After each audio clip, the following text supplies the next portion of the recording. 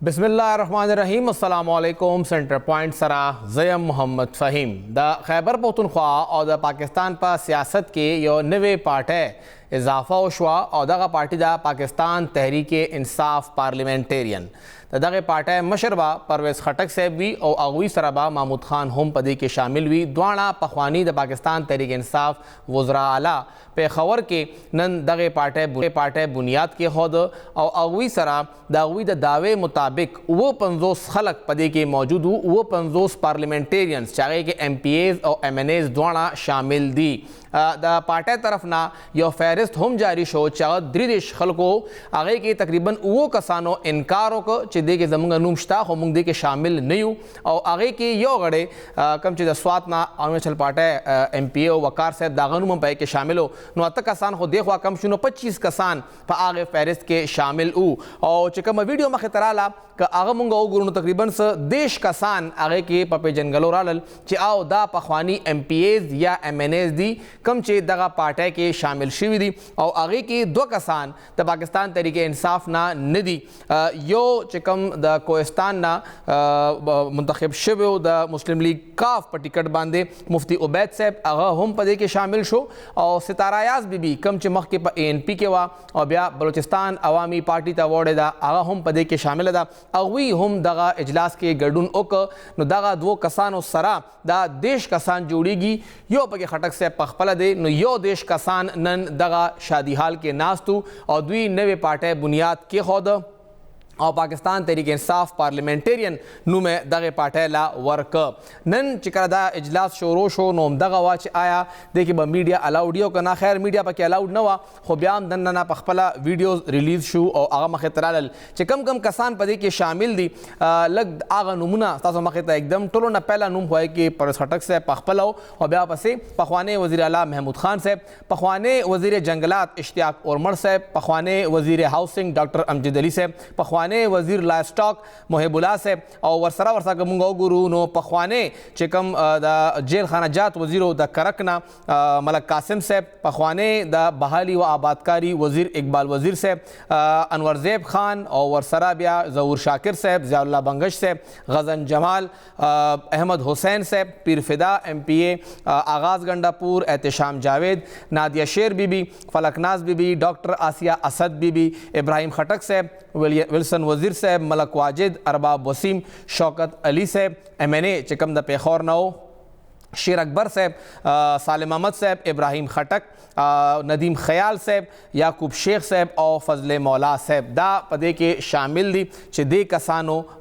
दगा नवे पार्टी बुनियाद खेदे और दा पदे के दूसरा योजे वी कमुंगा दगा सूरत हाल तो गुरु नो दगे नवे पार्टी बुनियाद एक दो नपस टोलना पहला खबर हम दादा चे दुबा कई स लग साथ उड़ान दे दा परवेज़ खटक साहब बयान हम मखे तरागे और अगवी हम दा हुए चे लग मुंगला सोच पकार दे चे पाकिस्तान तहरीक इंसाफ ता 2 पेरे द इलेक्शन चांस में लोशो और द्वाणा पेरे मुंगा खपल टेने और आगा से पूरा न को चे सिंगा पकारा हुआ और असम्बलिया ने हम तहरील शो बहरहाल और दा गिला हम पके उकड़ा चे मुंगा कम तरफ तजू इंतशार तरफ तजू दा मुंगा फैसला को चिकम अगवी सवाल मखता एखदे या मुंगा बिया इस्तेकाम तरफ तलाड़ शू चिकम वो कसानो इनकार करे दे चे मुंगा दगा पार्टी सरा नयू पाइबम खबर को खुदे वक्त के मुंग सरा पे खबर के द आज न्यूज़ ब्यूरो चीफ सीनियर सहाफ़ी फरजाना अली भी मौजूद रहा इस खबर को मैडम बहुत शुक्रिया। कितना बड़ा शो समझेंगी इस्तेकाम पाकिस्तान के बाद पाकिस्तान तहरीक इंसाफ पार्लियामेंटेरियन का आज जो उन्होंने दिखाया है? शुक्रिया फ़हीम। सबसे पहले तो ये कि जब हमें खबर मिली, आपको पता है कि ये खबर मिली जी जी या ये खबर दी गई तो उसमें 57 लोगों के बारे में कहा गया कि वो वहाँ पे मौजूद थे जी। कुछ पिक्चर्स भी रिलीज की गई और कहा गया कि इन्होंने इस मीटिंग में या इस इजलास में शिरकत की, नई पार्टी का कयाम अमल में लाया और पार्टी का नाम भी बताया गया, उनके प्रेसिडेंट का भी नाम अनाउंस कर दिया, हेड का इनफैक्ट सरबराह का परवेज़ खटक साहब का वो भी अनाउंस कर दिया गया उस प्रेस रिलीज में। उससे पहले जाहिर है कुछ स्टिकर्स की सूरत में चीज आई थी, फिर उसके बाद प्रेस रिलीज आई। तो उस वक्त तक चूंकि पिक्चर्स आ रही थी वक्फे वक्फे से, तो हमें लगा कि हो सकता है कि 57 लोग ही हों, क्योंकि आपको पता है कि मीडिया को मना किया गया था, रोका गया था, नहीं जाने दिया गया था उसके अंदर,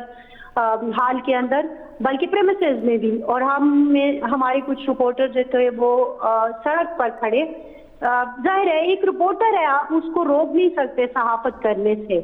वो बाहर खड़ा होकर कम से कम ये देख सकता है कि कितने लोग आ रहे हैं और कौन कौन से लोग आ रहे हैं, ठीक है। तो वो चीज हमने कोशिश की कि उसको कहीं ना कहीं से हम कवर करने की, और अपना जो एक तज्जिया है, जराई से तो जो खबर आएगी उसको तो जाहिर है हमें देना है, हमारी मजबूरी है, लेकिन साथ ही साथ हम अपनी भी कोई खबर दे सके। सही। लेकिन जब बताया गया कि 57 है तो मैं ऐसे अंदाजा लगा रही थी कि अच्छा चले कुल मिला के तो इनके 100 से ऊपर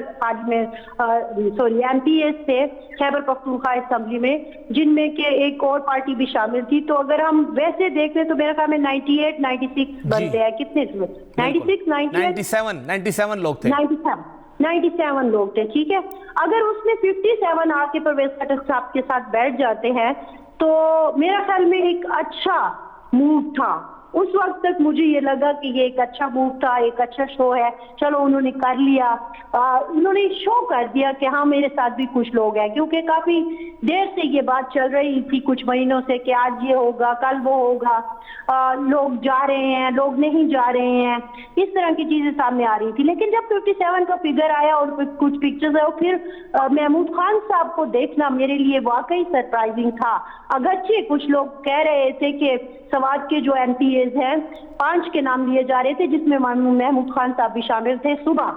कि ये लोग इसमें शिरकत करेंगे। लेकिन मेरे लिए ये था कि जब तक महमूद खान साहब को देख ना लूं वहां, तब तक आप यकीन नहीं कर सकते कि हाँ वाकई वो उस ग्रुप में शामिल हो गए हैं या नहीं। तो वो भी एक अच्छा इजाफा था, मुझे लगा कि चले ठीक है।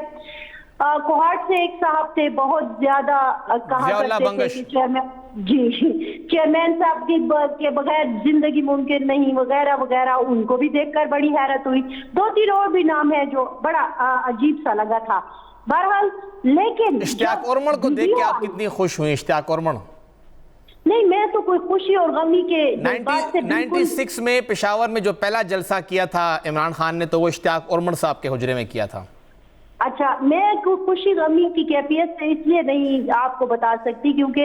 ये कोई मेरी पार्टी नहीं थी, मैं एक एज ए जर्नलिस्ट इसको कवर कर रही थी और देख रही थी। तो देखिए, आप जिनके नाम ले रहे हैं उनका नाम सिर्फ चेयरमैन तहरीक इंसाफ के नाम की वजह से नाम था, उनको उनकी वजह से वोट मिला था।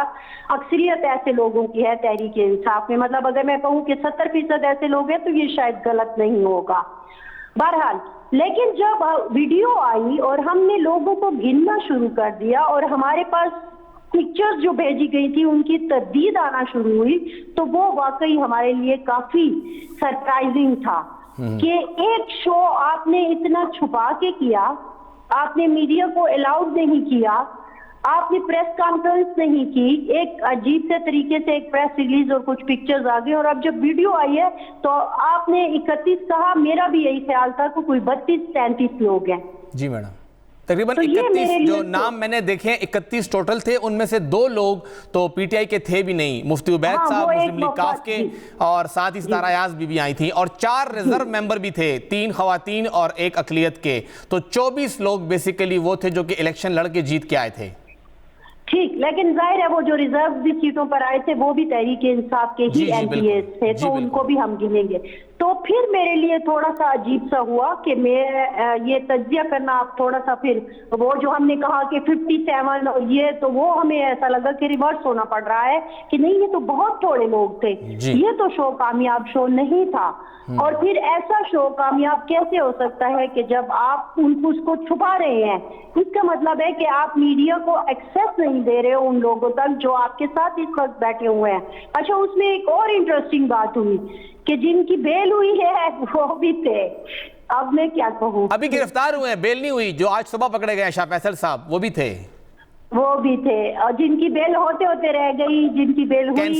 कैंसल हो गई, वो भी थे। तो चीज जो है वो वाकई बड़ी शॉकिंग थी, बहुत अनएक्सपेक्टेड थी। मैं परवेज खटक साहब को एक बहुत ही मंझा हुआ खिलाड़ी समझती हूँ। इनफैक्ट मैं सियासतदान के साथ साथ उनको खिलाड़ी का भी लक़ब देती थी, क्योंकि वो जिस तरीके से खेलते थे सियासत के मैदान में, उनका अपना एक खासा था। लेकिन आज जिस तरह का चीज आखिर में सामने आ गई, वो मेरे लिए बड़ी अजीब सी थी। और मैं समझती हूँ कि इस मोड़ पे शायद ना आते तो ज्यादा अच्छा था, क्योंकि अच्छा मैडम, ये जो लोग हैं, जाहिर बात है कुछ तो इन्होंने काम भी किया है। महमूद खान साहब ने टाइम गुजारा, इश्तियाक उमर साहब तकरीबन 9 साढ़े 9 साल वो वजारत थी उनके पास। पेशावर में वो प्रेसिडेंट भी थे पीटीआई के, उनके पास भी टाइम था। 3 साढ़े 3 साल अनवर ज़ेब खान वजीर रह चुके हैं। गज़न जमाल 1 साल मिनिस्टर रहे हैं। मुहिबुल्लाह साहब तकरीबन 9 साढ़े 9 साल मिनिस्टर रहे हैं। लाइफ स्टॉक के 4.5 साल एग्रीकल्चर के मिनिस्टर रहे हैं। ये जो सूरत हाल है, आप समझती हैं कि ये जो 30-29 लोग हैं, बहरहाल जितने भी हैं, लेकिन ये किसी न किसी हद तक पीटीआई में डेंट डाल सकते हैं? देखिए, मैंने आपसे पहले भी कहा है कि पाकिस्तान तहरीक इंसाफ का 70% मवाद जो है वो चेयरमैन साहब के नाम से जुड़ा है। ठीक है, इनमें से बहुत सारे चेहरे हैं जिनको सिर्फ इसलिए लोगों ने वोट दिया कि वो चेयरमैन साहब के नाम के साथ इलेक्शन लड़ रहे थे। बिल्कुल। अब हमने ये देखना है कि ये जो परवेज खटक साहब ने एक बयान दिया है 9 और 10 मई वाला, 9 और 10 मई के वाक़यात की जितनी मजम्मत की जाए वो कम है। वो जो कुछ हुआ वो कभी नहीं होना चाहिए था, क्योंकि ये पाकिस्तान को नुकसान पहुंचाने की एक कोशिश थी। आप ना इस तरह से जलाओ घिराव कर सकते हैं, ना इस तरह से जाके इंस्टॉलमेंट पर हमला कर सकते हैं, इसकी कोई इजाजत नहीं देता। और ये वाकई ऐसा था जिसके जो प्लान करने वाले हैं, जो उस पे अमल दरामद करने वाले हैं, उनको सजा मिलनी चाहिए, इसमें कुछ शक नहीं है। और ना मैं इसमें दो राय रखती हूँ, ये बात होनी चाहिए। क्योंकि मैंने आपके प्रोग्राम में पहले भी कहा था, जो पहाड़ों से उतर कर आते हैं और इस तरह हमारी इंस्टॉलेशन पर हमला करते हैं, आज मैदानों वाले ऐसा करके चले जाएंगे तो फिर तो ये रास्ता खुल जाएगा। बिल्कुल ऐसे बिल्कुल नहीं होना चाहिए। और उन्होंने भी आज ये बयान दिया कि हमारे पास कोई रास्ता नहीं था। आपने खुद अपने इब्तिदाइये में कहा आपके पास कोई रास्ता नहीं था, लेकिन क्या आपका वोटर इस बात पे कन्विंस है? सबसे पहले हमें ये देखना होगा कि वोटर कौन है। अब मैं अभी आते हुए इलेक्शन कमीशन का एक डेटा आया है जिसमें उन्होंने बताया कि हमारा जो 18 साल से मेरा ख्याल में 25 साल तक का वोटर है, if I am not wrong, क्योंकि मैंने एक नजर उसको देखा था और मैंने शेयर भी शायद किया है, उसमें आपके 2 करोड़ से ज्यादा वोटर हैं जी। और सबसे ज्यादा तादाद आपका वो वोटर है जो 25 साल से 35 साल की उम्र रखता है। और ये वो लोग हैं जो वोट पोल भी करते हैं, सिर्फ काउंट नहीं है, मैक्सिमम लोग निकलते हैं, वोट करते हैं। अच्छा, वो इसलिए वोट करते हैं, वो किसी बिरादरी का वोट नहीं होता जी, वो अब्बा के कहने पर वोट नहीं होता, वो अपनी ही जो एक सोच है, एक मोहब्बत है, एक जज्बा है, एक फैन क्लब है, वो उसका वोट होता है। बिल्कुल। अब हमने ये देखना है कि हम ऐसे वोटर को कैसे मूव करेगा परवेज खटक की तरफ चेयरमैन साहब से लेकर। अच्छा मैडम, ये आपने खटक साहब की बात की, मेरा ये सवाल इंतहाई अहम इस मुतल्लिक़ भी है जो मैं आपसे पूछना चाह रहा हूँ। खटक साहब निकले हैं खैबर पख्तूनख्वा को फतह करने के लिए, नौशहरा में वो क्यों नाकाम हो गए? वहाँ से 5 MPAs और 2 MNAs की नशिस्तें हैं। एक उनका बेटा वहाँ से MPA है, वो उनके साथ बैठा था, और वो खुद MNA हैं, वो बैठे थे। उनके दामाद बाहर हैं और बताया जा रहा है कि वो अब तक उनके साथ पेज पे नहीं है, फहरिस्त में उनका नाम है। बाकी जो 4 MPA नौशहरा से हैं, 2 PTI के थे, वो दोनों नहीं आए। एक तो मुस्लिम लीग नून का है और एक वहाँ पे उनका भाई था, वो पार्टी छोड़ चुका है। तो खटक साहब नौशहरा हारने के बाद खैबर पख्तूनख्वा फतह करने में किस हद तक कामयाब हो सकते हैं? अच्छा, आपका ये जो तज्जिया है नौशहरा हारने वाला, मैं इसे एक पॉलिटिकल स्ट्रेटेजी के तौर पर देख रही हूँ जी। मुझे उस वक्त याद है कि जब लियाकत साहब ने पहले पाकिस्तान पीपल्स पार्टी में शायद चले गए थे, फिर उसके बाद जेजुआई में आए थे। जी बिल्कुल। तो सेनेट के इलेक्शन हो रहे थे और हम परवेज खटक साहब से ये बयान, या जाहिर है कोशिश होती है ना कि कोई हेडलाइन मिले, तो उनसे मुझसे बात करना चाहते थे उनके भाई के हवाले से, तो उन्होंने कहा कि नहीं बस ये बातें छोड़ दे, ये घर के अंदर की बातें हैं। और फिर घर के अंदर की बातों में हमने देखा कि फिर उसमें दूसरा मोड़ आया, पीपल्स पार्टी से जेयूआई का आया, जेयूआई से आप पता नहीं किसका आएगा। तो मैं ये मेरा अपना एक जाती ख्याल हो सकता है कि मैं इसमें गलत हूँ। अब तक की जो आपकी इंफॉर्मेशन है वो यकीनन सही है, लेकिन ये कुछ सियासी स्ट्रेटेजी भी होती है, क्योंकि उनके घर वालों से हमारी भी कुछ बात हुई है। उन्होंने कहा है कि देखें, तेल देखें और तेल की धार देखें, थोड़ा सा आराम कर लें। अब आपने ये देखा कि आज के बयानिए में उन्होंने ये भी कहा है कि आने वाले दिनों में शायद कुछ और लोग भी हमारे साथ शामिल हो जाएंगे। ठीक है, तो अपने घर वाले लोगों को आप रिजर्व पे भी रख सकते हैं, क्योंकि जाहिर है उधर भी थोड़ा सा आपने सियासत कर दी। और मैं आपको जो बार बार कह रही हूँ कि प्रदेश खटक साहब एक बड़े ही बने हुए सियासतदान है, वो ऐसे ही नहीं आए होंगे। वो कुछ ठीक है कि कुछ बातें ऐसी भी आ रही है कि उन्होंने नून लीग से कहा, उन्होंने मना कर दिया, पाकिस्तान पीपल्स पार्टी ने मना कर दिया, उसकी अपनी एक ख्वाहिश है ना, जाहिर है वो इस कैलिबर के हैं कि अब तो वो सीएम बनेंगे ना, तो एमपी की हैसियत से नहीं बैठेंगे, वजीर आजम भी बन सकते हैं, वजीर आजम भी बन सकते हैं। जिन्होंने आज ये सारा शो करवाया है, तो कुछ भी हो सकता है। तो मेरा जमाली साहब बलूचिस्तान से आके अगर बन सकते हैं तो नौशहरा से खटक साहब भी बन सकते हैं। तो मेरा अपना ये जाती ख्याल ये है कि खटक साहब की सियासत को के मुख्तलिफ रंग है। उन्होंने यकीनन कुछ देखकर ही इतनी बड़ा दाव खेला होगा, ऐसे नहीं है कि वो इस तरह से आ गए। तो हाँ, अलबत्ता उनका अपना हल्का, मेरा अपना जाती ख्याल है कि वो इंटैक्ट है। हाँ, अलबत्ता बाहर के खैबर पख्तूनख्वा का वोट कैसे लेंगे, ये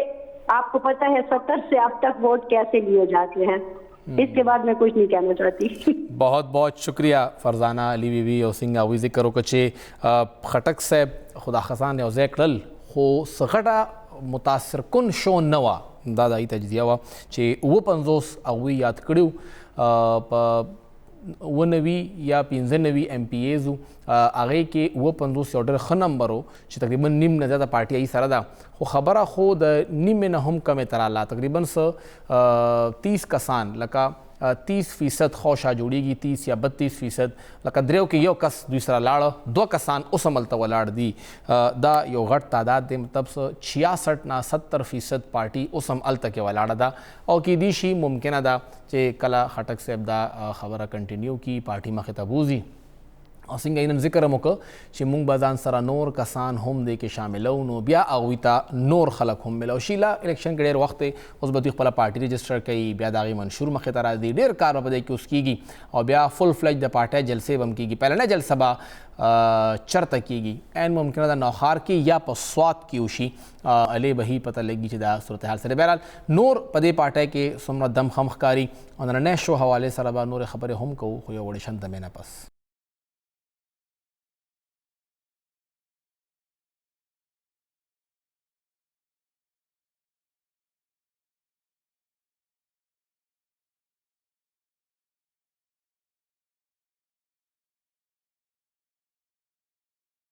रास्ता प्रोग्राम की योजल ब्या हर कले वायु और उस खबर को दगे पाकिस्तान तहरीक इंसाफ पार्लियामेंटेरियन मुस्तकबिल हवाले सरा और मुसरा देवा के टेलीफोन दलारे पे खबर की सुनो TV ब्यूरो चीफ सीनियर सहाफ़ी सफ़ीउल्लाह गुल साहब मौजूद दे सफ़ीउल्लाह साहब डेरा शुक्रिया सबवा सर नन चिकम दगा नवे पाटे बुनियाद के खुदले शो खैबर पख्तूनख्वा पा गुलदस्ता के यो नवे गुल रागे महकिम खबला शे पॉलिटिकल पार्टेशता दा हम राला सुमरा कामयाब तजुर्बा दा की दीशी पूरा आगा खबर लगता तो खबर ओकरो چې غنا गुलदस्ता شیو बल गोल چې کومه د اضافه ده जी او کدا وی چې غنا ډایرکټ د پی ټی آی زیبه ونسیلو ظاهره ده د پی ټی آی زای خو نشي نیولای او یو بل غنا پارټي چې کومه دا یو اضافه وشوله او اسم هغه کې چې کوم دی هغه خو اول نه دا خبره کېدله چې د پی ټی آی کا غیر موجودگی غړ کا فرض الیکشن شي ثانه واقعي یا پی ټی آی मौजूद नहीं या पर तरीका बने गना इलेक्शन में लड़े हो साथी नो बिया खुबा खैबर पख्तूनख्वा के हुकूमा दा दुआम ता से पार्टी घटे बनी चुना हुकूमत जोड़ की मुझे मतलब टोले पार्टी ब शामिलेगी और टोले बखला रखमा करी और यो हंग पार्लियामेंट हुकूमा दा देगा पर सूरत चला मुझा था यो असेंबली कारी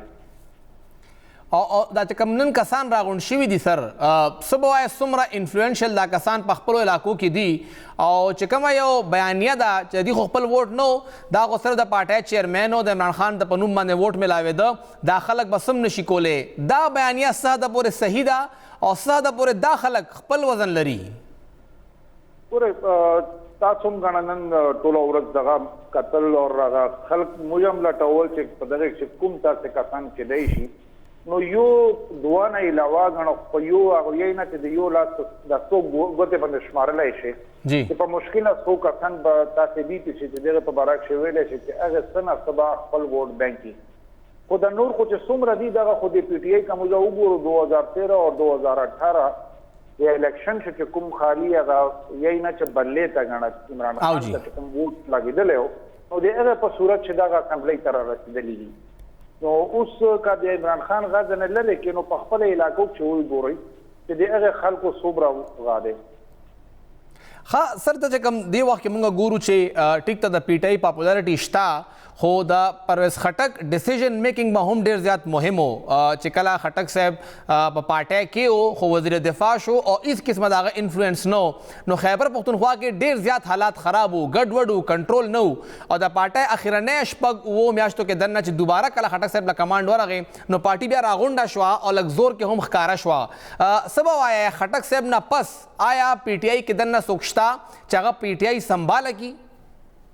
پورې د کې پی په غږ چې خدا خو اول نه تاسو خبره وه چې کله د 2013 الیکشن پر نه پس چې پرویز خټک سی ایم شو نو په آنه پس بیا 2018 کې نېشنل اسمبلی چې کله د سیټو ګټلو نو عمران خان دغه فیصله وکړه چې دی به وفاق ته راځي یعنې د خپل خواهش هم دغه و چې زه بیا سی ایم راشم او چې ګڼه زه خپله صورت نو په هغې صورت چې موږ ولیدلو چې محمود خان چې کوم دی دغه یې سی ایم جوړ کړلو او نن هغه چهره بیا مالته په یو ځای باندې ښکارېدل په یو ځای باندې موجود وي نو د انفلوئنس خو بیا ډایرکټ په هغې شان ته انوالومنټ یې نه و نو کینګ میکر خو دی هغه ورته ویلی چې لکه د شیرپاو په باره کښې ظاهره دی د شیرپاو ملګری هم پاتې شوی دی او د هغې د پارټي افراد هم وي او موږ په مخکې په ډیل شو او په مختلف غاړ کې وکتلو چې ګڼه د شیرپاو په طرف ته جھکاو هم نو هغه حواله سره ویلی شي چې ګڼه ډیسیژن او که نور نه وي که سیټونه نه واخلي نو کم از کم ډنټ اچولی شي په څه حد پورې ویلی شي چې څه ووټونه خو ماتولی شي که نه او چې کوم پاکستان تحریک انصاف دی هغه به څه حده پورې ځان سنبال کړي ګورئ د تحریک انصاف خو بیا هغه خبره ده چې یو ینګسټرز والا خبره به موږ وکړو چې او که چېرته لیول پلینګ فیلډ یا ګراؤنډ ورته میلاو شي چې ګڼه فرض که موږ دا ووایو چې دی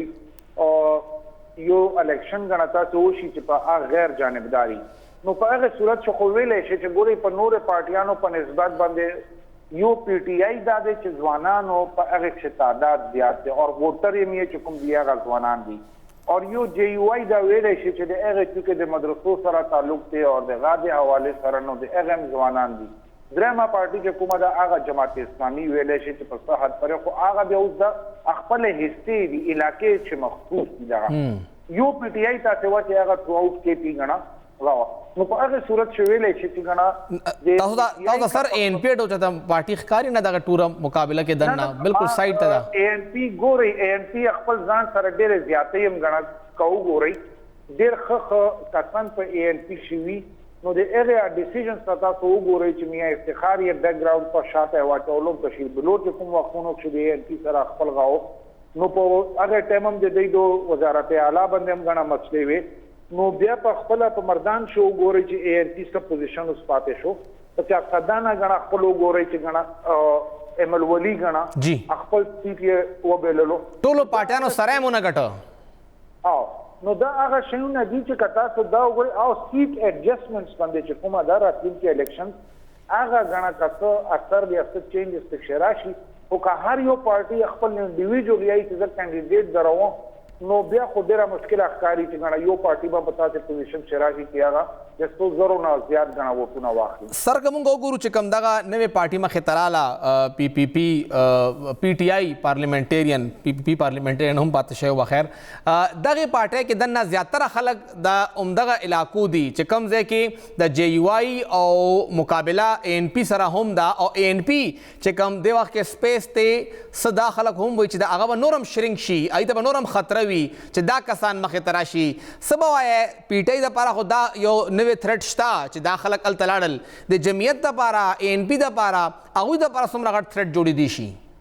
ګوري په دغه موجوده دغه پارټي سره چې کوم اویای نه چې وین وین سچويشن چاته جوړ شو په دغه په دغه صورت شي خو په ټولو نه زیات وین وین سچويشن چې کوم دی جے یو آی ته جوړ شو نو دا یو پارټي ته دا چې هغه په نورو په نسبت باندې به سیټونه به زیات وباسي اور ظاهر ده چې ایڈجسټمنټ تبم دي غنا پر ډېر ځایونو کې به سیټ ایڈجسټمنټ تبم دي او ان پی لپاره ډېر زیاته ګرانه شو او د غاده پر دم ویلې چې نون لیګم چې کومه دا هغه هزاره هغه سپلیټ دی نو التا پی ټی آی هم موجود دی التا نون لیګم موجود ده خو پی ټی آی به اوس پته ده لګي خو پی ټی آی التا انټیکټ ده هم په ځین شي ساتل پکور دي چې تر اوسه پرې کا مردانم دغه ریجنم کو وګورئ نو عاطف اور شارام هم وسره دی او مردان نه غالبا یو ام پی ایم وسره نشته دی نن چې کوم اعلان شو مردان 400 نه یو ام پی ایم نشته نوخار نم سره د خټک صاحب زوی پکې شامل دی په خور نه درې ام پی ایز دی په 11 کې ګوره په 11 کې او بیا هغه وګورئ کنه چې کوم نېشنل اسمبلی والا شوکت غلم د نو هغه څومره سټانډینګ وکړه بالکل نه بیا اگین کدهغه والا ته وباسه د عمران خان نامزنه یو سایت تا کې نو بیا غا وینینګ کینډیډیټ نه دی کار ته وګورئ په دغه شان د نورم چې کوم دي نو اوس دا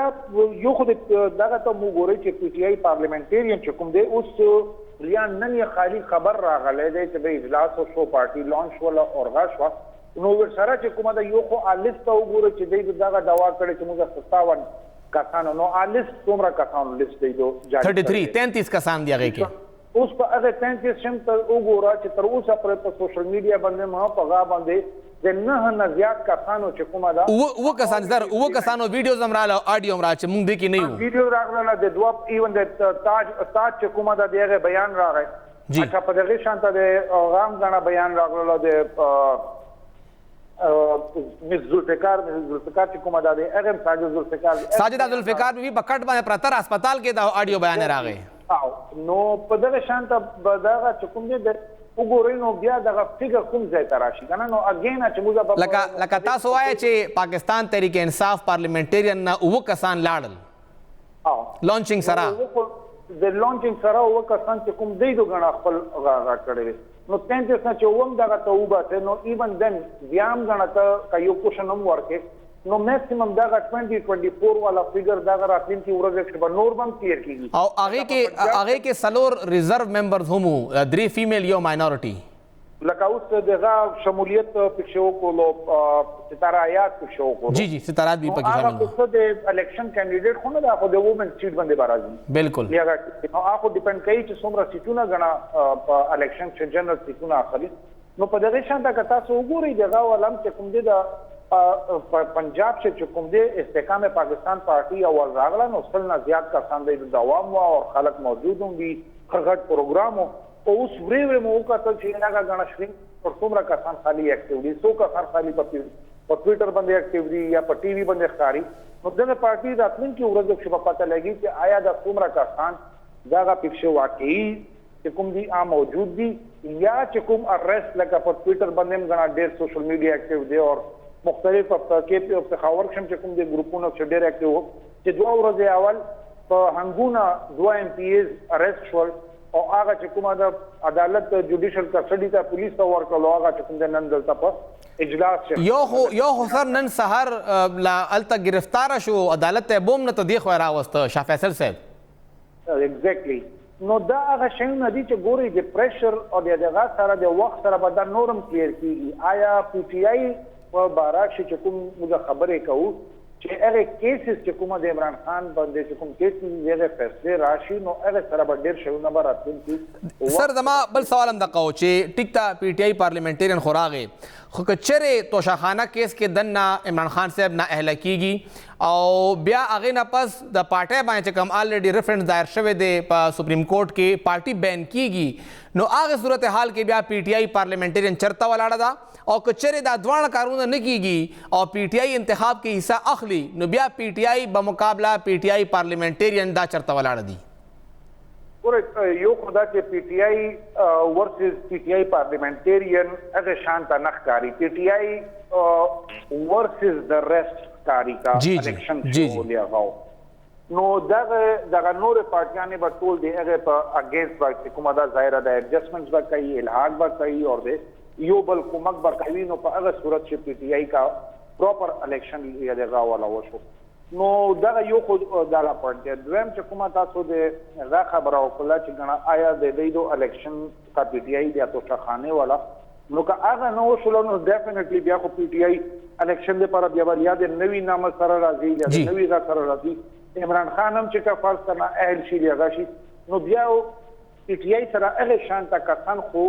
शता खुदा से नदी चितो ये चिगना आदे यो दे लीडर हैसियत पर तौर बने खो अवलना इमरान खान ब लीडरी आगा पर फोर फ्रंट ज्यादा ज्यादा बागा इलेक्शन नशी का वाला जी और या जो वजीर आजम का पता बन नशीरा खो अच कुम दे कम से कम पार्टी को बदल कवी लिया कवी लगा तासो गणे चे सिंगा सोनिया गांधी पर इंडिया के कांग्रेस चले लगे दे हम पाकिस्तान के दा मुमकिन अदा एग्जैक्टली पॉसिबिलिटीज गोरे पॉलिटिक्स से एवरीथिंग इज पॉसिबल इस्तम के रईशी और हिस एनी टाइम तब्दीलम के रईशी नो दगा पॉसिबिलिटीज पर इलेक्शन से या पॉलिटिकल अरीना से दा एनी टाइम पॉसिबिलिटी मौजूद है उस नन चिकुमादा इमरान खान लेट से का फर्क का देगा दे और अखफल का स्टैंड बदल की लिया दे लोगों से सॉफ्ट चिकुमा पसूजा रहेगा ना लोगों से इशारे में वर्क कर ले नो के दैसी तब्दील मोशी सब पैचअप मोशी और सजाए ना से रिलीफ हम बिरता मिलाऊ लाखों देर वक्त इलेक्शन के एग्जैक्टली या खुद देर वक्त है या को मतलब और उस दबम पता लगी चाहे इलेक्शन चकू में खबर की दा खबरें की कि मैं भी निगरान सेटअप और आगा लगों से एक्सटेंड की जगह इलेक्शन के देशी अक्टूबर से नो उसकी नुपान आपस का ग्लेड शी डेरा डेरा शुक्रिया सफ़ीउल्लाह गुल साहब और सिंगई खबर औकड़ाचे दे वक्त के दगा पार्टी बिल्कुल वजन लरी दाखलक रागुन शू खो सूरत हाल बा अले पता लगी चे कला मुंगा इलेक्शन तलाड़ शू इलेक्शन पर टाइम बा एनालिसिस कीगी चे दगे खल को महामख कम कस वलाड़ दे परवेज़ खटक साहब को इलेक्शन कई लगे दे दागा मुकाबले के बकम उम्मीदवारी इब्राहिम खटक साहब को इलेक्शन कई खुदागा मुकाबले के बकम उम्मीदवारी महमूद खान साहब इलेक्शन कई हो मुकाबले के बेसूक हुई इश्तियाक वर्मा इलेक्शन कई हो मुकाबले के बेसूक हुई दा आगा वक्त के पता लगी दा हल्की सियासत बिल्कुल देना मुख्तलिफ थे और मुल्की सियासत देना मुख्तलिफ थे बहरहाल दा चिकम 24-25 का सांदी दिबा खामा खापा हल्को बांधे इलेक्शन हम कई और दाम गारंटी दे टोल शुदा मुद्दी गटी बोले चे 24 का सांदी आई के गलबन 15 के एमएनएस दी नो 18 ना 20 पूरे सूबाई समले खलक थी टोल बो गटी दाम गारंटी न दा और टोल बन गटी दा गारंटी हम न दा इलेक्शन दे इस पता न लगी टोल गटली मशी और टोल बैलली हम शी दा आग वक्त पता लगी चे उम्मीदवार चासरा मुकाबला दा दगा द पाकिस्तान तहरीक इंसाफ पार्लियामेंटेरियन पर नेशनल पॉलिटिक्स किस पोजीशन की दीशी सुमरा मुहिम अल तकी दीशी पते बखबर को ये उड़े शंद में ना पस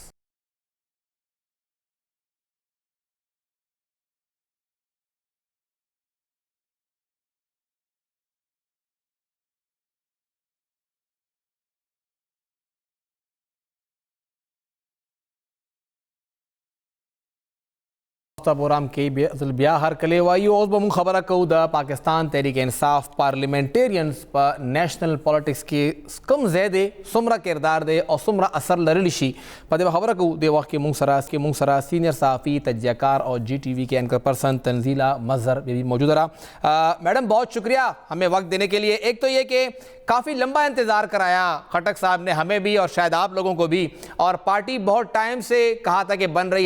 है, आखिरकार आज बन गई। क्या कहेंगी कितनी बड़ी डेवलपमेंट है नेशनल पॉलिटिक्स में इस्तेकाम पाकिस्तान पार्टी के बाद अब पाकिस्तान तहरीक इंसाफ पार्लियामेंटेरियन?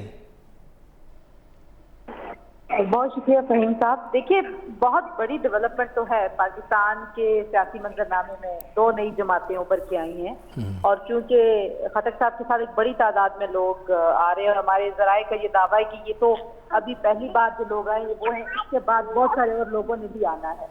तो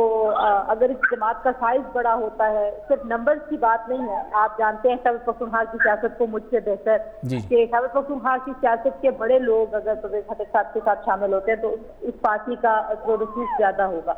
नेशनल पॉलिटिक्स में मुझे ऐसे लग रहा है कि बहुत दिनों से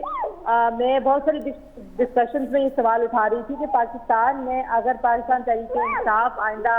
सियासी और इंतखाबी मंजरनामे से माइनस हो जाती है तो फिर अपोजिशन कौन सी जमात में करनी है। तो ये जहन में रखें कि अगर जो कि लग रहा है कि यही इसी तरह का एक सेटअप होगा जिसमें यही जमातें स्टेक होल्डर बन के शायद ऊपर नीचे उनकी सीटें हो जाएं, बट हुकूमत इन्हीं जमातों के पास होगी, तो फिर परवेज खटक साहब के पास खैबर पख्तूनख्वा में हुकूमत बनाने के चांसेस भी हो सकते हैं। अब सवाल ये है कि क्या वो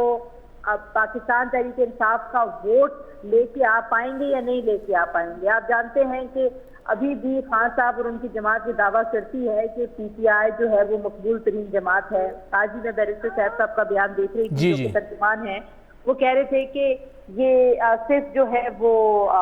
ये सिर्फ पार्टी बनी है, वोट जो है वो पाकिस्तान तहरीक इंसाफ के साथ ही है। इसी तरीके से अली अमीन गंडापुर साहब का बयान भी मैं देख रही थी और वो तो खैर कह रहे थे कि पख्तून रवायतों के बिल्कुल खिलाफ सारे ये लोग चले गए हैं। हालांकि पाकिस्तान तहरीक इंसाफ ने खुद जो रवायात कायम की है, जाहिर है वो भी पख्तून उनकी मैडम अपनी कजन जो है वो भी इस पार्टी में शामिल हुई हैं। जी साबिक एमपी हैं। हाँ, तो अब इशू ये है कि मुझे ऐसे लगता है कि मरकज में शायद ये जमातें हमें अपोजिशन करती हुई दिखाई देंगी अगर चीजें ऐसे ही जाती हैं जैसे आज नजर आ रही हैं। आज की तारीख की मैं बात कर रही हूँ और हो सकता है कि खैबर पख्तूनख्वा के सूबे में परवेज खटक साहब की जमात और पंजाब के सूबे में इस्तेकाम पाकिस्तान पार्टी को एक शेयर मिले बड़ा पावर में। ये मुमकिन हो सकता है क्योंकि जाहिर है आपको पता है कि जमातें जिस सिनेरियो के बाद बनी हैं और परवेज खटक साहब क्योंकि इस्तेकाम पाकिस्तान पार्टी में जा नहीं सकते थे, जो उनके इशूज चल रहे थे उन सारे इशूज को सामने रखते हुए इन जमातों को कोई ना कोई यकीन दहानी कराई गई होगी। इन जमातों को जाहिर है पावर में कोई इक़्तिदार में कोई ना कोई शेयर भी चाहिए।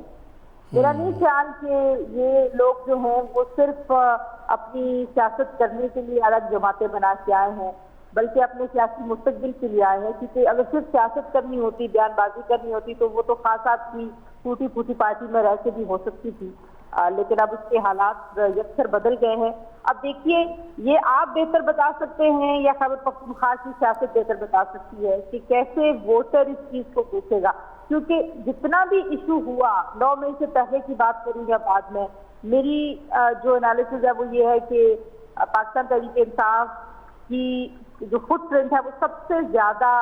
खैबर पख्तूनख्वा में नजर आती रही है। तो अब वो देखेंगे वो फुटप्रिंट इन लोगों के साथ जाता है या नहीं जाता, क्योंकि बड़े नाम परवेज खटक साहब के साथ आए हैं। परवेज खटक साहब का अपना असर और रसूख बहुत है सियासी हलकों पे, और हम जानते हैं कि जो हल्के की सियासत होती है उसमें जो मुकामी लीडर है उसने सबसे अहम किरदार अदा करना होता है। वही मेक एंड शेक पोजीशन में होता है, वही अपने वोटर को मोबिलाइज करता है। और अगर खटक साहब जो हैं वो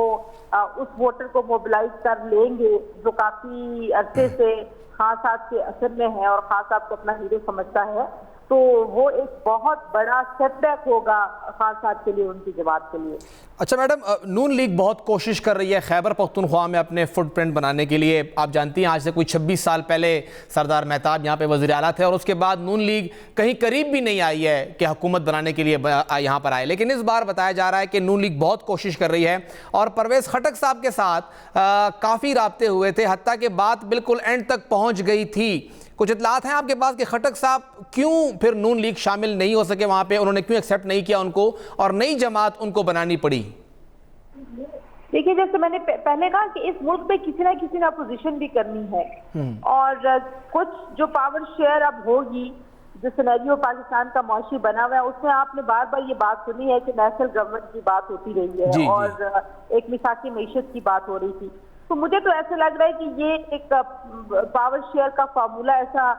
तैयार करने वाले कर रहे हैं कि जिसमें इन तमाम लोगों को अकोमोडेट किया जाएगा। और जहाँ तक नून लीग की बात है और बाकी दीगर जमातों की ये बदकिस्मती की बात है, ये पाकिस्तान में कोई ऐसी जमात नहीं रही। पाकिस्तान तहरीक इंसाफ का वोट बैंक था सारे सूबे में, लेकिन कोई ऐसी जमात नहीं है जिसको आप वफाकी जमात कह सकते हैं और जिसकी जड़ें सारे सूबों में हैं। अभी भी आप अगर देखेंगे तो ज़ाहिर है पाकिस्तान पीपल्स पार्टी बलूचिस्तान में अपना बड़ा सूख इस्तेमाल करी है, लेकिन पंजाब में वो बिल्कुल नहीं है, खैबर पख्तूनख्वा में भी ना होने के बराबर है। इसी तरीके से JUI खैबर पख्तूनख्वा बलूचिस्तान में है, बाकी सूबों में ना होने के बराबर है। MKM भी एक सूबे की जमात है। इसी तरीके से नून लीग भी जो है वो एक सूबे की जमात बन के रह गई है। हालांकि हुकूमत जब थी मियां साहब के पास, उनको कोशिश करनी चाहिए थी कि लोग खैबर पख्तूनख्वा में अपना फुटप्रिंट उस वक्त बढ़ाते हैं जब आप हुकूमतों में होते हैं। मेरा नहीं ख्याल कि राइट टाइम होगा कि खैबर पख्तूनख्वा से शेयर किसको जाएगा, क्योंकि खैबर पख्तूनख्वा ने 2 बार बल्कि पहला मौका था कि जब 2 बार एक जमात को मुंतखब किया है जी। तो ये वोटिंग के डायनेमिक्स बड़े ही इंटरेस्टिंग होंगे जब खान साहब अगर माइनस हो जाते हैं। जो अपेरेंटली इस्लामाबाद में खबरें चल रही हैं वो यही है कि वो कुछ ही दिनों में मतलब उनके केसेस कंक्लूड हो जाएंगे, जिसमें वो नाअहल भी हो सकते हैं, जेल भी जा सकते हैं। दोनों सूरतों में वो इंतखाबी अमल में हिस्सा नहीं ले रहे होंगे। खुद अगर मैदानी अमल में नहीं होंगे तो फिर उनकी जगह पे कौन पार्टी चला रहा होगा, और अगर वो नहीं होंगे तो क्या अमीर गदापुर मुराद सईद अगर सर्कस करते हैं वापस कहीं आते हैं, अगर शहरियार आफरीदी साहब बाहर निकल सकते हैं और अपने ऊपर जो आप वो जिस मुसीबत में फंसे हैं उसमें से वो निकल सकें किसी तरीके से, तो क्या ये लोग खैबर पख्तूनख्वा में पाकिस्तान तहरीक इंसाफ को अपने पांव पे खड़ा करने के काबिल रहेंगे? इसका जवाब मेरे नजदीक, मेरे एनालिसिस में तो नहीं है। लेकिन देखिए पाकिस्तान की सियासत जो है वो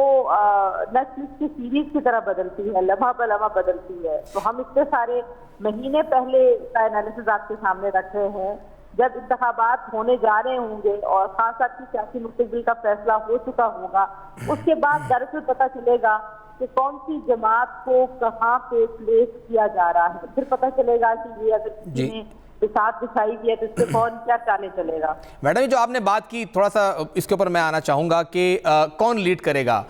ये बहुत पहले से ये बात चल रही है कि PTI सिर्फ एक शख्स की जमात है और कोई लीडरशिप इसमें नहीं है। MPA MNA लीडर नहीं होता, वो एक आता है और जाता है, लीडरशिप कुछ और होती है। मुस्लिम लीग नून के पास भी लीडरशिप है, सेकंड टियर है, मियां साहब नहीं थे, शहबाज साहब थे, शहबाज ना हो तो साथ ही फिर मरियम नवाज हैं, बाकी पूरी एक फैमिली है। पीपल पार्टी के पास भी पूरी एक फैमिली है, वो चलती है। जमीयत के पास भी एक और टियर शुरू हो गया है, लेकिन यहाँ पे नहीं है। और क्या समझती हैं जो 3 लोगों को इक्तिदार दिया PTI ने, परवेज खटक साहब, उस्मान बुज़दार साहब और महमूद खान साहब, वो तीनों छोड़ के चले गए। कितना बड़ा नुकसान, कितना भारी नुकसान बतौर पार्टी PTI को इससे हुआ? देखिए ये तो अब उन लोगों को जिनको सबसे ज्यादा इक़्तिदार में शेयर मिला और जिनका बड़ा फायदा हुआ, परवेज खटक साहब ने भी बहुत फायदे उठाए और आपको याद है कि इनके ऊपर बहुत सारे इल्जाम थे। महमूद खान साहब की करप्शन के ऊपर आप खुद बहुत सारी स्टोरीज करते रहे, उनके ऊपर भी बहुत सारे इल्जाम थे। बुज़दार साहब तो एंटी करप्शन में आजकल हाजिरियां भुगत रहे हैं। तो ये एक तो फायदा हुआ। दूसरा ये कि ये लोग रुके नहीं बुरे वक्त में। देखिए खान साहब की सियासत से सो इख्तिलाफ, लेकिन बहुत सारी जमातों में बहुत सारे लोगों ने जो मुश्किल वक्त था वो जमातों के साथ वो खड़े रहे। जब लीडर जिला वतन कर दिए गए, जब लीडर अटैक के किले में जाके बंद कर दिए गए, जब लीडर्स का पता ही नहीं था कि वो वापस भी आ पाएंगे या नहीं आ पाएंगे, और मार्शल लॉ के दौर में लोग अपनी जमातों के साथ खड़े रहे। एक तो मेरा ख्याल में ये सबक है कि ये हम हमेशा, आपको पता है मेरी राय बड़ी कंसिस्टेंट इस मामले में रही है कि इस जमात में कोई नजरिया नहीं है, ये नजरियाती जमात थी नहीं, ये एक फैन फॉलोइंग से बनी हुई जमात थी जिसमें ज़ाहिर खान साहब की शख्सियत थी, सारा कुछ थी, वही जमात थे, वही नजरिया थे, इसीलिए ये लोग उनको अपनी रेड लाइन कह रहे थे। लेकिन जो दूसरा आपने मामला देखा, आपने सुना होगा पिछले कुछ अर्से में ये खबरें आती रही हैं कि खान साहब अपना सियासी जानशीन या तो अपनी अहलिया को बनाएंगे या अपनी बहनों में से किसी को बनाएंगे जी। वो अपना सियासी जानशीन अपनी जमात में से किसी बंदे को अपेरेंटली नहीं बनाना चाहते। ना उनको शाह महमूद कुरैशी साहब पर बहुत ज्यादा एतमाद है, ना परवेज इलाही साहब की वो कबूलियत है। इन एनी केस अगर तो वो चले जाते मोरूसी सियासत की तरफ और अपनी फैमिली में किसी को देते तो जाहिर है हमारे जैसे लोगों को लगेगा कि ये तो बड़ा उन्होंने यू टर्न लिया है, लेकिन उनके वोटर को तो उनका हर यू टर्न पसंद आता है, तो वो इससे उनको कोई फर्क नहीं पड़ेगा। लेकिन दूसरे सिनेरियो में अगर ऐसे शख्स को पार्टी सौंप दी जाती है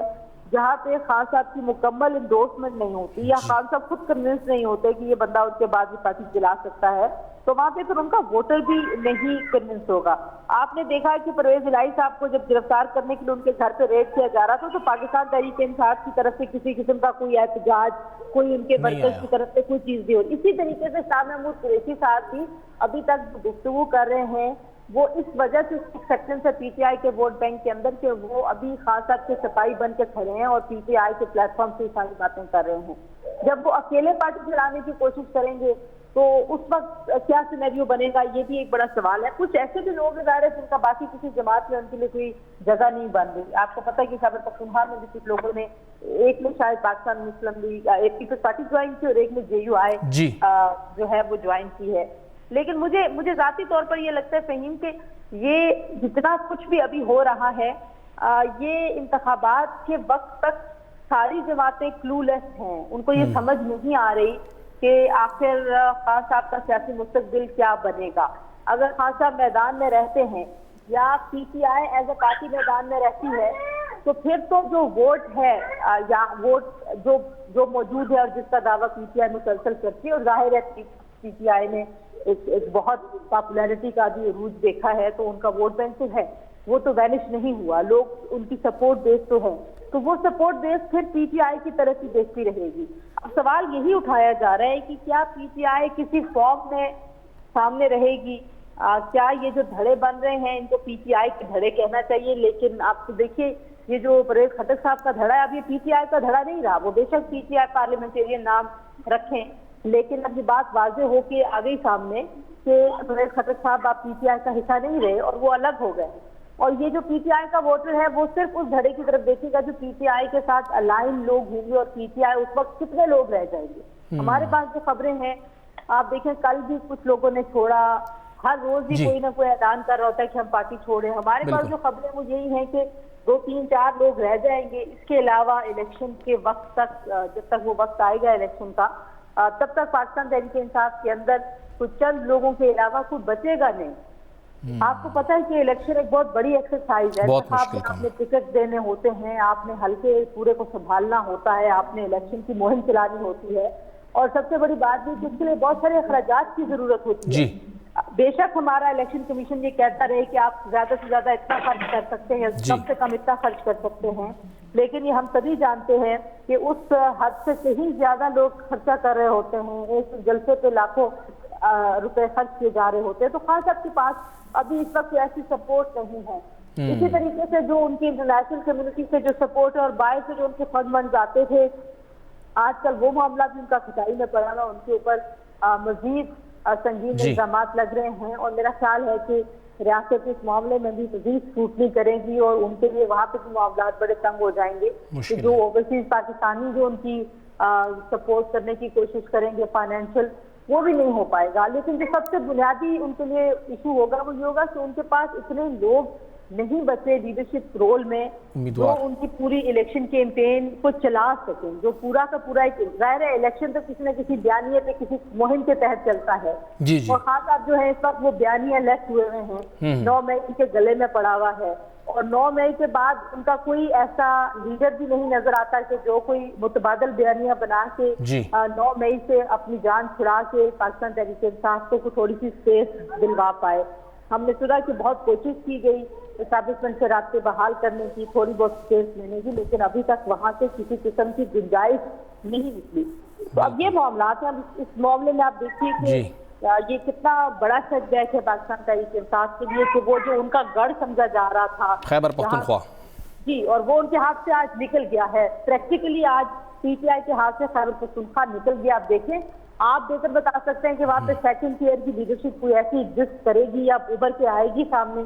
कि जो खास साहब की नुमाइंदगी कर सके। ये एक बहुत मुश्किल सूरत होगी। बहुत शुक्रिया मैडम, आपने हमें वक्त दिया। सिंह जिक्र कुछ दा और डेर घट नुकसान हो उस पूरे खैबर पख्तूनख्वा के इस किस्मा घटा पार्टी पर खुदो एक्सरसाइज नो शवे दा ओशो असर हो असर न सोग इनकार न कई हो वक्त देर दे इलेक्शन के इलेक्शन चरानी जीश भी पता लगी चे इस्तेकाम पाकिस्तान चरता वाला दा और PTI पार्लियामेंटेरियन चरता वाला दा प्रोग्राम वक्त ख़त्म भी जात रहा क्या अल्लाह पामान।